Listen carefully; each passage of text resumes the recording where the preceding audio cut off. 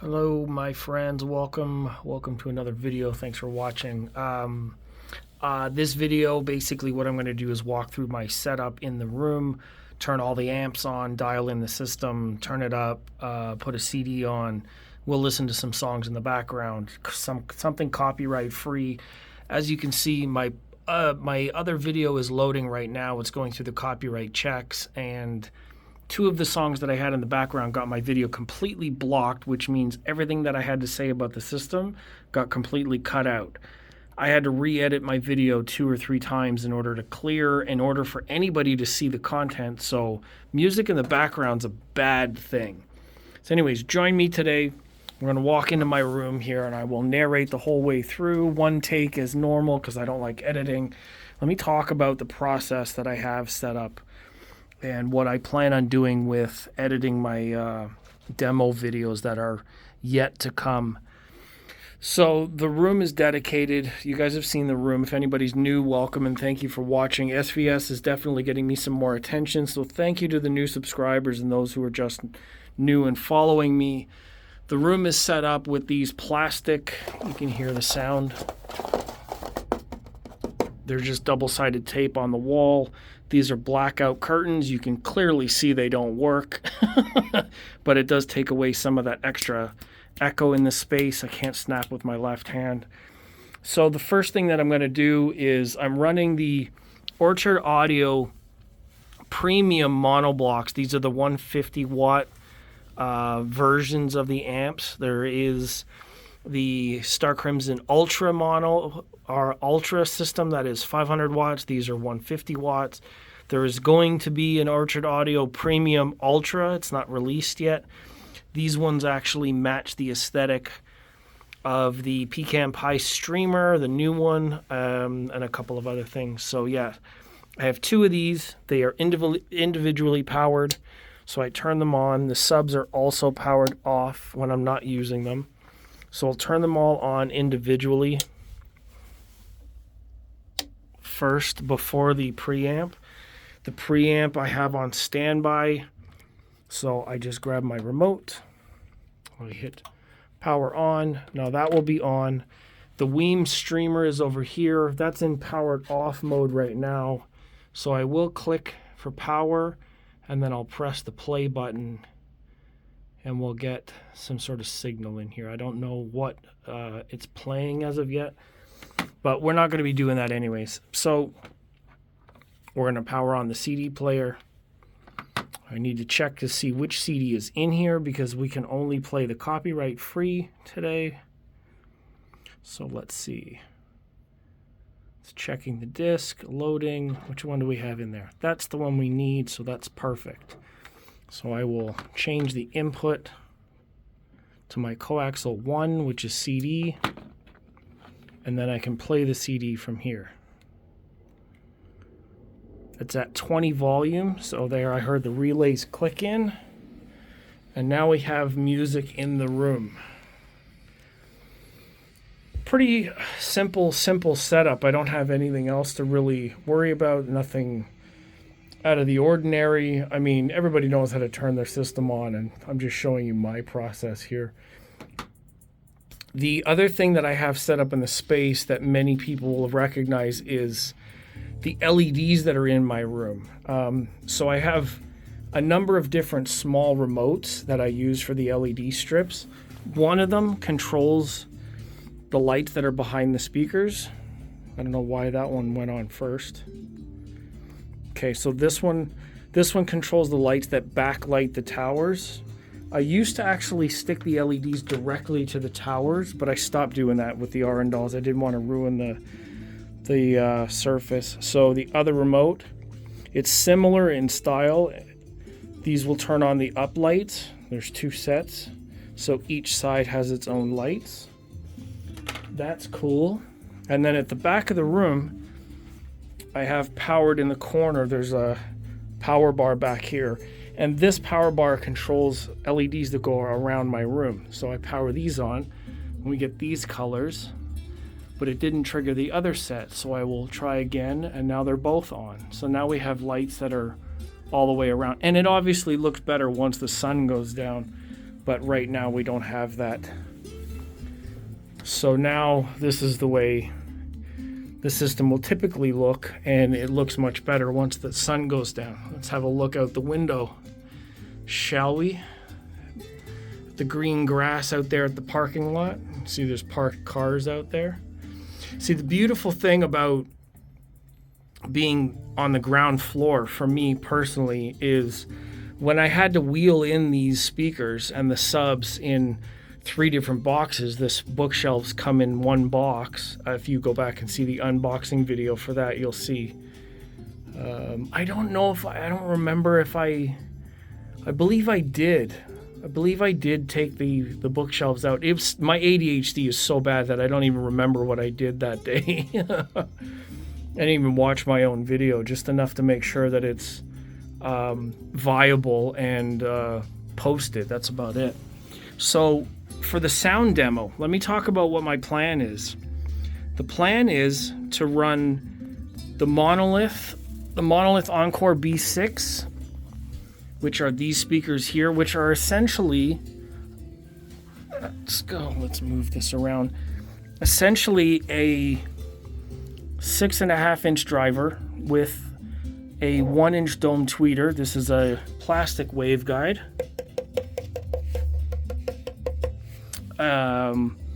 It is a ported box.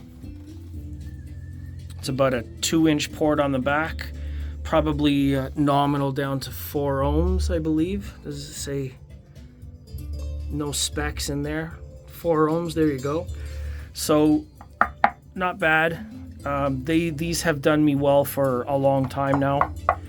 I've used them in the home theater system. These were my center channel at most points in their use. Because I didn't want to use a horizontal center channel, I made the TV and all that stuff fit these vertically, so these were my center channels. Then the next comparisons, I want to use the YU5 passives, which are a really cheap speaker, to be honest. These are about $250 a piece or something like that, $250 a pair. Not a very solid build. That sounds actually pretty good because it's a small surface. They are ported, just about the same. About this is 5.25, 6 ohms. They have pretty good binding posts. They are absolutely amazing for their price. And I know that because it's only a 5.25 woofer and the SVS is a 6.5, obviously the 6.5 has an advantage in terms of bass depth or a presentation of sound energy. But for the price and for their build, I'm going to compare them to the Cantos anyways. The other thing that I wanted to do, and I did on the weekend, which I explained in one of my videos, is the Monolith C6 are a center channel, but I've got them turned vertical for the MTM sort of arrangement, similar to the Arundel Towers, where you have 8-inch mid-range or 8-inch tweeter and then 8-inch as an MTM 2.5 way, where the bottom woofers do the bass. I wanted to compare these on stands because it's sort of the same sort of layout that I have with the Arundel Towers. So it's 1, 2, 3, 4, 5 different sound demos that I can do just to kind of get an idea of how much sound is coming out of all of them. Now I can pair the bookshelf, and mini monitor, and then SVS altogether is 4 of them, which are roughly the similar size. Those have a disadvantage. Those are sealed, but they have 2 drivers, and then these and these are closely matched. So I could do 4 of them with all fair advantage, but the thing is, what we want to know is, do these sound good together versus the towers? What are we gaining? What are we missing between that pairing? And that's really what I want to figure out. So I wanted to show the room how I'm going to do this stuff. My other video's editing now, so this one will go up with copyright-free music. You guys will hear what I have to say. One of my commenting friends asked if I was going to do a frequency response curve to show how the speakers and the subs integrate in my room. Now, that's a great idea. I typically would want to see that. I know that a lot of people have REW and mic kits and mic 1s or 2s or whatever they're using. I unfortunately do not have those kits.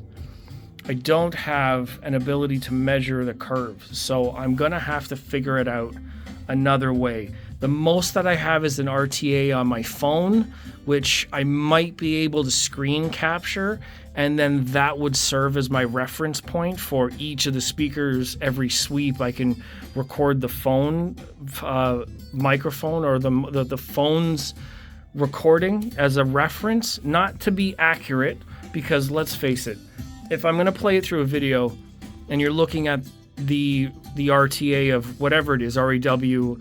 I mean, REW with a mic 1 is more standard because everybody has the same, so the measurements from that would be more referential to a lot of other people's references, which I agree, that's the best thing to do.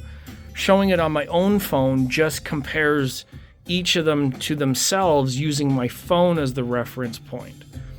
So it's still kind of valid in my presentation, but it doesn't translate to outside to anybody else. So I don't know whether I want to do that and have it be pointless, or do it just for the video and then showcase whatever I can that way.